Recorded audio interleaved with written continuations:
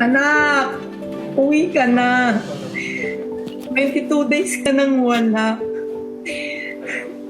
Anak, uwi ka na. Alam mo na mahal ka namin. Pagtulong-tulungan natin kung ano man ang problema. Hindi ka nag-iisa. Miss ka na ni Lian, anak. Yung anak mo. Uwi ka na. Uwi ka na, anak. Naiyak ako. Salamat. Cavite, kumuha tayo ng dagdag na detalye ngayon tungkol kay Farnis ba ito? Francis Bernard. Makakasama natin ang kanyang mga magulang na sina Francisco at Bernardita Mata. Ma'am, magandang umaga po, ma'am at sir. Gusto namin malaman, kailan ba huling nakita si Francis? Magandang umaga po. Magandang umaga din po. Noong pong October 5 po,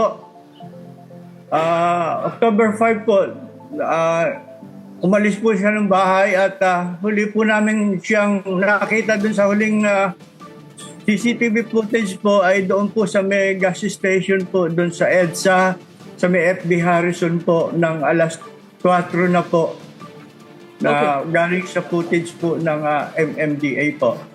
Opo, Tay. Tapos, mula ho ba dun sa station na yon, hindi na po nakita kung saan siya dumiretso? Opo, wala na po kaming pasunod na alam kung saan na po siya dumiretso.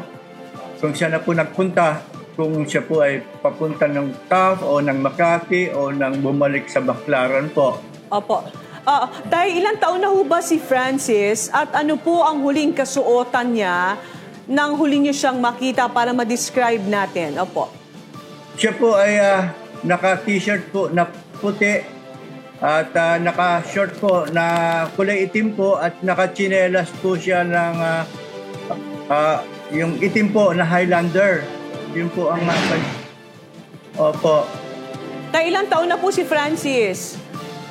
41 na po siya. Oh, bata pa. Opo, 41. Okay. Tay, opo, may alam mo ba kayong dahilan kung bakit siya umalis o may nabanggit ho ba sa inyo?